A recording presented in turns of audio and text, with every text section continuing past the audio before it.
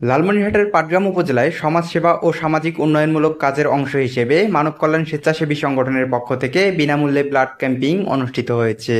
সোমবার সকাল 10 ঘটিকায় উপজেলার ঐতিহ্যবাহী শিক্ষা প্রতিষ্ঠান বাউড়া পাবলিক উচ্চ বিদ্যালয়ের শিক্ষার্থীদের নিয়ে ফ্রিতে রক্তের গ্রুপ নির্ণয় কর্মসূচির শুভ উদ্বোধন করেন অত্র বিদ্যালয়ের ভারপ্রাপ্ত প্রধান শিক্ষক মতিউর রহমান।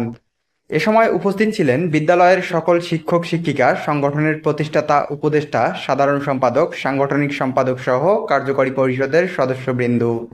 সংগঠনের প্রতিষ্ঠাতা সাধারণ সম্পাদক ফেরদৌস আলম বলেন, সাংগঠনিক কাজের অংশ হিসেবে আমরা ফ্রি ব্লাড ক্যাম্পিং, বৃক্ষরোপণ কর্মসূচি, অসহায় ও দুস্থদের মাঝে আর্থিক সহায়তা প্রদান সহ সকল ধরনের সামাজিক উন্নয়নমূলক কাজে অংশ নিতে চাই। বিদ্যালয়ের ভারপ্রাপ্ত প্রধান শিক্ষক মতিউর রহমান বলেন, ব্লাড ক্যাম্পিং এটা করাতে শিক্ষার্থীরা একটু হাতে নাতে বুঝতে পারলো যে আসলে রক্তের গ্রুপ জানা থাকা প্রয়োজন এবং এটা যে কোনো মুহূর্তে বিপদকালীন সময়ে এটা অতীব প্রয়োজন। সেই দিক থেকে এটি অত্যন্ত গুরুত্বপূর্ণ। এছাড়াও শিক্ষার্থীরা এই বিষয়ে একটা একটা জ্ঞান অর্জন করলো।